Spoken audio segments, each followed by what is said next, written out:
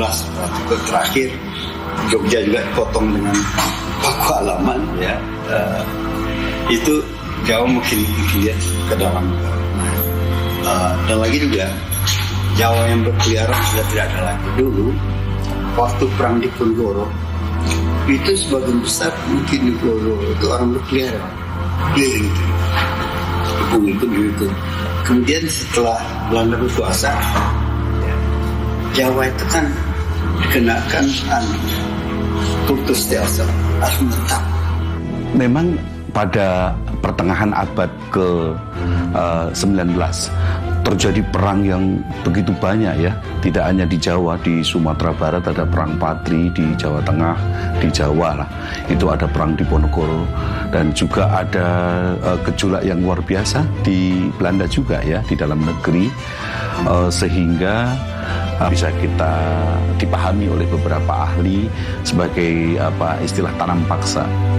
Memang kultur stelsel itu dia mempunyai satu program yaitu kultur stelsel, yaitu sebetulnya semacam peraturan di bidang pertanian ya, dan kemudian kebutuhan untuk mencukupi biaya perang mereka.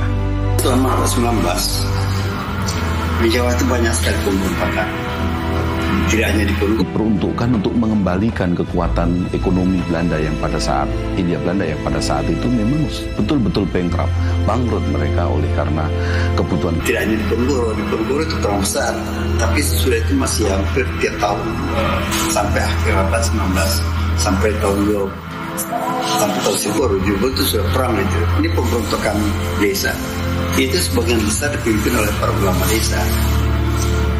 Jadi yang kira kecil adanya perang terbuka antara pemerintah kolonial Belanda dengan para pribumi Jawa, maka dibentuklah satu lembaga yang dinamakan 900 masih ada satu di sana berontak. Nah, untuk mengatasi itu untuk mengatasi adanya konflik-konflik dan memperkurangi konflik. Yang kedua, memberikan bekal kepada para administrasi pada pegawai Belanda yang bekerja di Jawa. Kan Head Institute for the Javaanstaal itu sebagai lembaga yang bertujuan untuk mengetahuan. Jadi Javanologi adalah set pengetahuan dan keterampilan tentang kebudayaan Jawa. Itu arti Javanologi. Di dalam pemahaman dengan terhadap kebudayaan lokal yang baik, itu diharapkan mampu mengurangi konflik. Itu sebenarnya tujuan awal daripada lembaga itu. Bejo bekjane kang lali.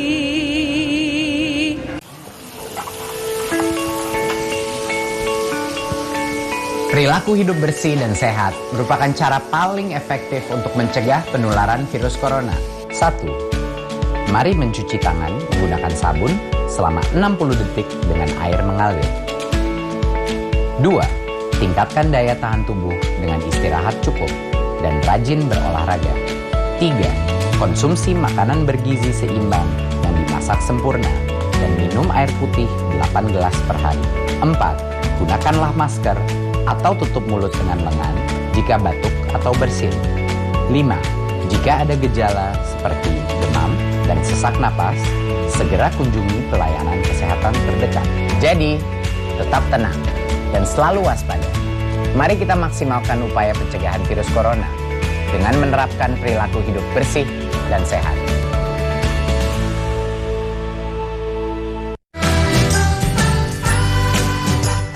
Kementerian Pendidikan dan Kebudayaan terus mendukung pembelajaran jarak jauh dan memajukan budaya Indonesia di masa pandemi corona. Saksikan program Belajar dari Rumah setiap Senin sampai Minggu untuk semua jenjang pendidikan, guru dan orang tua hanya di TVRI. Marilah kita bersama-sama belajar dari rumah.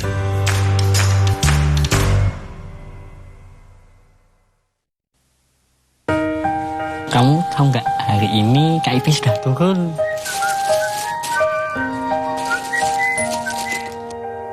Ih, panas. Ayo, Udah cair. Alhamdulillah sudah cair, Mas. Anak-anak senang, ibunya juga senang. Terima kasih ya ibu-ibu ya semuanya.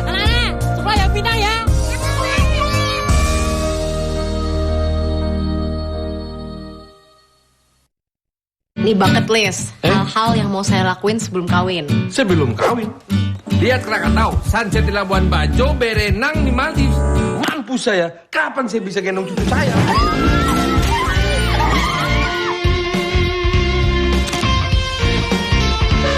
Sebagian dari kalian mungkin udah tahu, gue travel writer.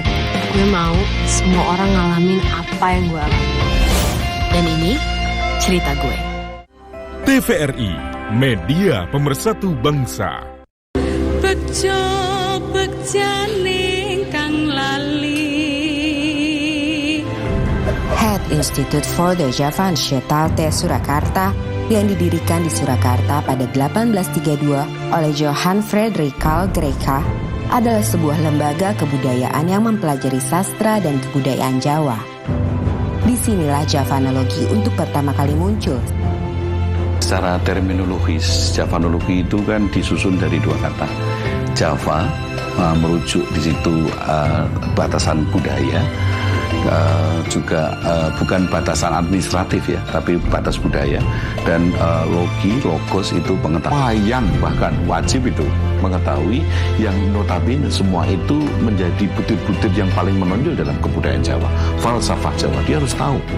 Head Institute for the Javanstaal itu bidang-bidang yang dipelajari di sana adalah bidang sastra. Mempelajari bahasa, entah kaitannya dengan pemerintahan ataupun juga dengan nanti kaitannya dengan sastra, tapi mempelajari bahasa daerah tanah jajan itu sangat penting. Karena itulah pemerintah Belanda juga mendirikan semacam lembaga pendidikan bagi para pegawai untuk mempelajari bahasa.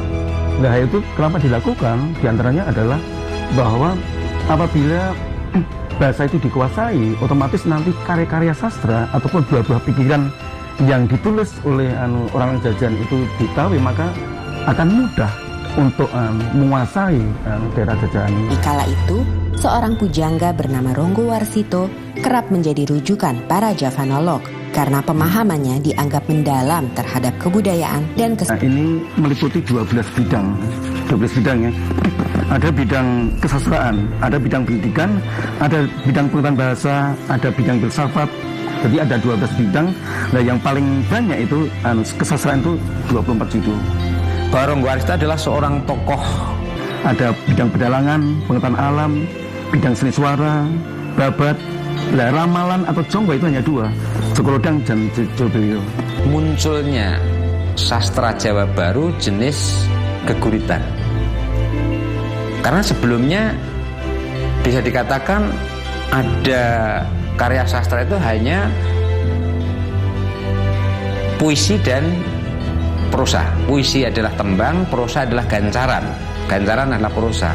Sedangkan yang kategorinya itu keguritan adalah puisi tetapi bukan tembang, itu belum ada. Yakni di dalam Serat Jokolodang yang itu dikategorikan tembang bukan, tetapi dikategorikan prosa bukan. Dan secara kebetulan di dalam satu bait tulisan awal dari Serat Jokolodang itu juga ada sandiasmonya.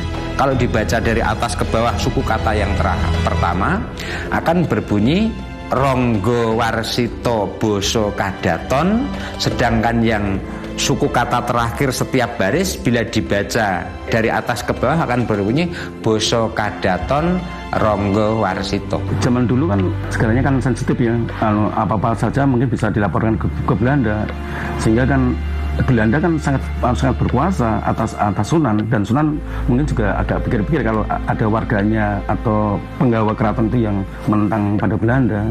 Makanya ya salah satu cara di dalam mengungkapkan hal seperti itu dengan cara simbolis. Mangkyo derajating praja kawuryan wasunyaruri rurah pangrahing ukara karana tanpa palupi. Hatilar silastuti sujono sarjono kelu kalulun kala tidem tandaning dumadi hardayeng rat tining karoban rubedo. Ini adalah sebetulnya awal dari si Ronggo Warsito jelas mengkritisi kondisi kerajaan saat itu. punya raja, rajanya itu juga sekti, rajanya juga punya kewibawaan, pegawai-pegawainya baik. Tetapi kondisi saat itu tidak menyelesaikan masalah, huru-hara dan sebagainya. Sebagai pujangga Keraton Surakarta, Ronggowarsito memelihara hubungan baik dengan para Javanoloh. Salah satunya adalah Carl Friedrich Winter. Sebegitu datang di Jawa ini dan ketemu si Ronggowarsito, ternyata dia adalah seorang sastrawan, dia seorang yang cinta atas budaya Jawa, dalam hal ini sastra. Nah, karena dia itu juga sesama orang sastrawan, dia ingin menulis tentang sastra Jawa, merasa dirinya itu juga sudah barang tentu tidak sepaham seperti orang Jawa. Melihat seorang Ronggowarsito itu pujangga keraton yang juga sebetulnya sudah memasyarakat, artinya orang luar pun bisa dekat dengan Ronggowarsito, dia berguru, berteman, lalu sebagai seorang sahabat yang sama-sama menggeluti tentang budaya Jawa, dalam hal ini adalah sastra Jawa. Kalau kita lihat kronologinya, sebetulnya hubungan mereka itu pasca Yavanologi itu sudah berpindah ke Delft dan kemudian ke Leiden ya.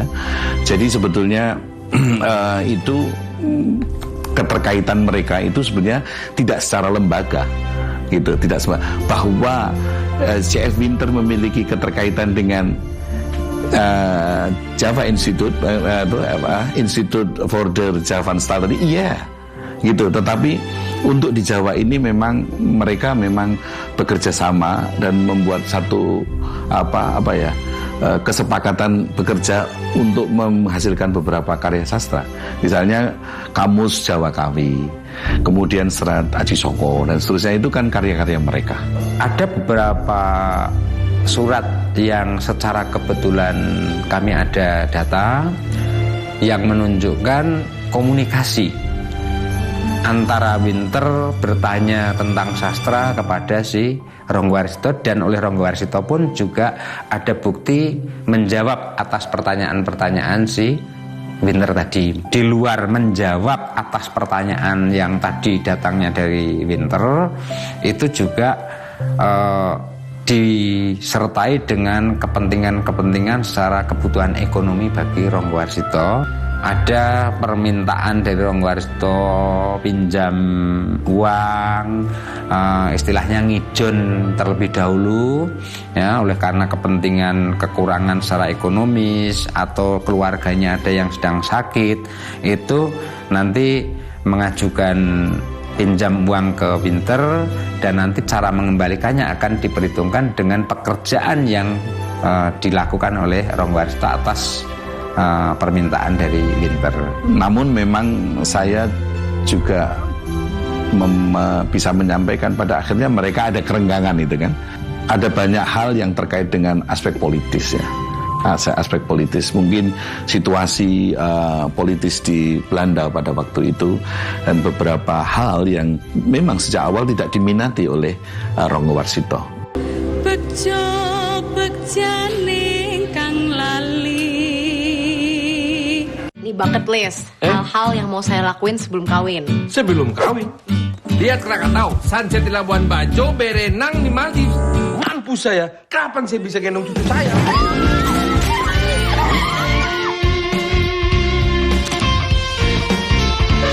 Sebagian dari kalian mungkin udah tahu, gue travel writer. Gue mau semua orang ngalamin apa yang gue alami. Dan ini cerita gue. Dipersembahkan oleh Rumah Belajar merupakan aplikasi yang luar biasa di saat pandemi COVID-19 sekarang ini. Pembelajaran online melalui Rumah Belajar bisa menjadi pilihan terbaik bagi anak-anak bangsa. Sahabat edukasi, dapat mengunduh aplikasi Rumah Belajar melalui Play Store, dan kalian juga bisa berkunjung ke web belajarkemendikbud.go.id. Banyak fitur yang bermanfaat yang bisa menemani sahabat edukasi dimanapun berada untuk belajar dan menggali ilmu pengetahuan. Selamat belajar dan tetap semangat. Rumah Belajar, belajar di mana saja, kapan saja, dan dengan siapa saja.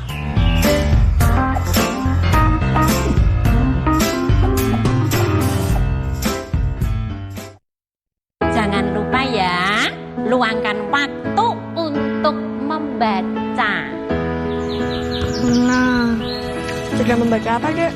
Ini, Kak. Menanam.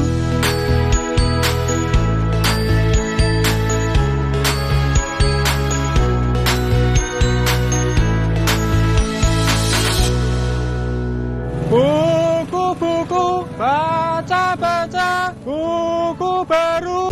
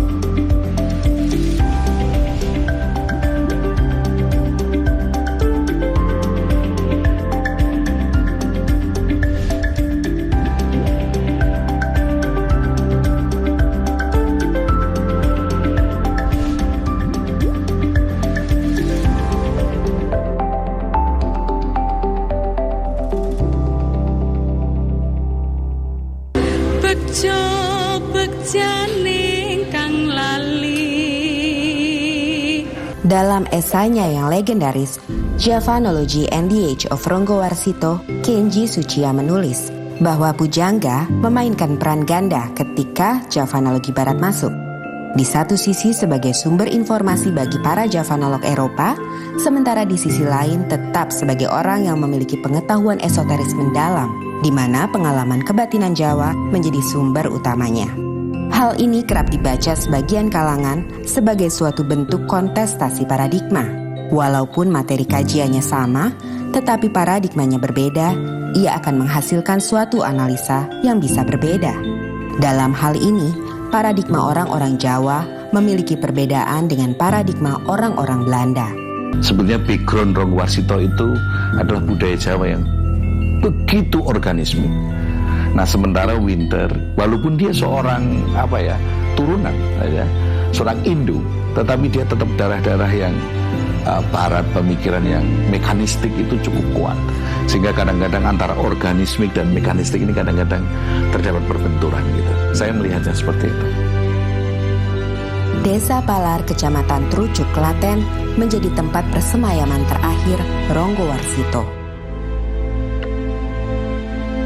Semasa hidupnya, ia sering mengunjungi desa ini yang menjadi tempat sanak familinya berada. Tidak hanya Ronggowarsito, makam C.F. Winter juga berada di sini. Setelah pada 1984 makamnya dipindahkan dari kompleks pemakaman Belanda di Jebres, Surakarta atas izin Presiden Soeharto. Pada hari-hari tertentu, makam Ronggowarsito banyak dikunjungi para peziarah. Daya tarik Ronggowarsito sebagai pujangga besar memang tidak hanya terdapat semasa ia hidup. Bahkan hingga hari ini, setelah sekian lama ia wafat, pesona itu tak memudar. Dan pasca wafatnya Ronggowarsito, masih tersimpan begitu banyak arsip tentang Jawa. Salah satunya sastra di negeri Belanda. Arsip-arsip ini yang sebagian besar berisi tulisan-tulisan Jawa membuktikan peradaban Jawa yang tinggi. Namun sayangnya justru tidak dipelajari dan dimiliki oleh orang-orang Jawa itu sendiri. Sejak 1842, Javanologi sebagai lembaga sudah tidak lagi berada di Jawa. Namun, secara individu, para Javanolog masih aktif dalam melakukan penelitian dan pengkajian. Salah satunya adalah Pisho.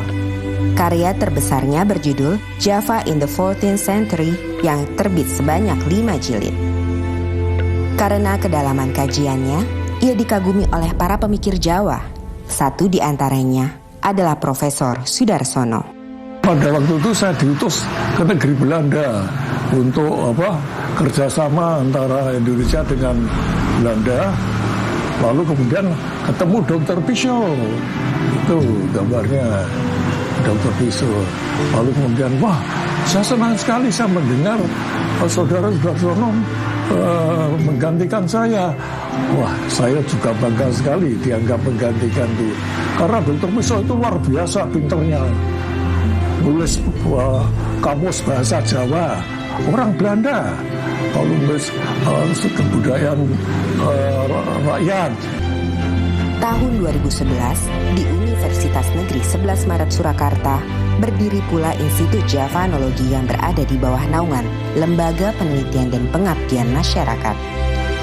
Institut Javanologi ini bergerak di bidang kajian budaya, bahasa, dan sastra Jawa. Akan tetapi, walaupun bernama Javanologi, namun orientasinya sangat berbeda dengan Javanologi yang dibuat di Belanda dan di Yogyakarta. Pada era Belanda, tujuannya sudah saya sampaikan tadi adalah memberikan bekal pengetahuan kepada para pegawai-pegawai Belanda, orang-orang Eropa untuk masuk ke Jawa. Nah, tetapi pada masa kemerdekaan, pasca kemerdekaan, Javanologi memang untuk menghimpun ilmu-ilmu lokal, local wisdom, ya, yang begitu banyak tersebar dan tercerai, itu mau dihimpun. Nah, sekarang di era kami itu Institut Javanologi tidak hanya menghimpun, yang sudah dihimpun itu dicoba untuk ada hilirisasi temuan-temuan pada saat itu. Ini era kami ini sekarang adalah mencoba untuk membuat pembuktian, research dari beberapa temuan yang sudah dihasilkan pada saat itu. Javanologi yang dibuat di Belanda hingga didirikan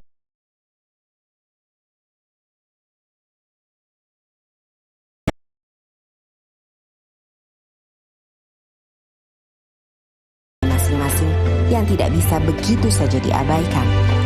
Javanologi telah menghidupkan semangat masyarakat Jawa untuk ikut ambil bagian dalam membuat dunia yang lebih baik. Pemahaman antara ilmu dan ngilmu itu memang berbeda. Ilmu bisa diekstrakan, tetapi ngilmu itu bagaimana aplikasi, bagaimana itu memiliki manfaat bagi dunia yang lebih cantik, yang lebih harmonis.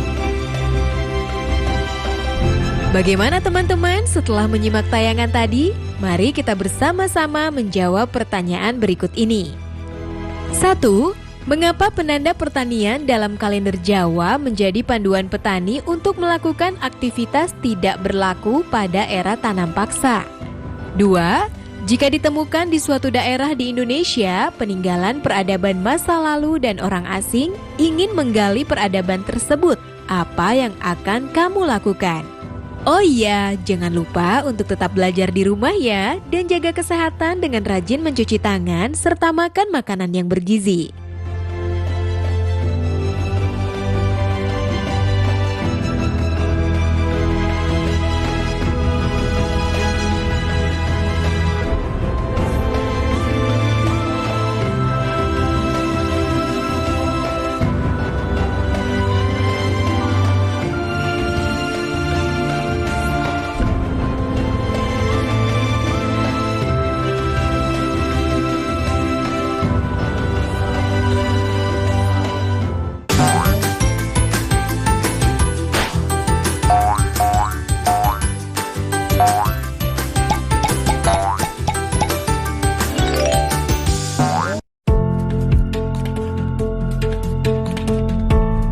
Wabah virus corona telah menjangkau lebih dari 70 negara, termasuk Indonesia.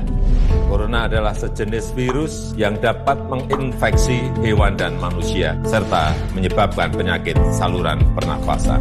Virus corona berasal dari hewan yang melompat ke manusia, lalu terjadi penularan virus antar manusia melalui percikan ludah dan ingus saat seseorang batuk atau bersin. Bisa juga melalui perantara seperti gagang pintu atau pegangan tangga.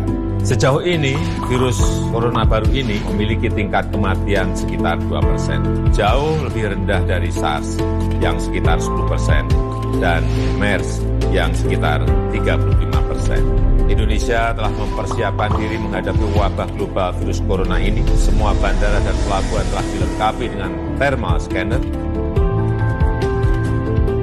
Di dalam negeri, pemerintah Indonesia telah menyiapkan lebih dari 132 rumah sakit dengan fasilitas sesuai standar internasional.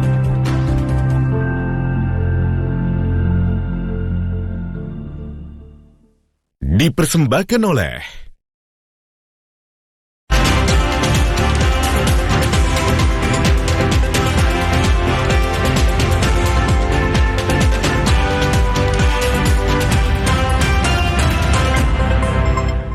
Selamat pagi saudara, Anda kembali menyaksikan info terkini pukul 10 waktu Indonesia bagian Barat bersama saya Teguh Fajri.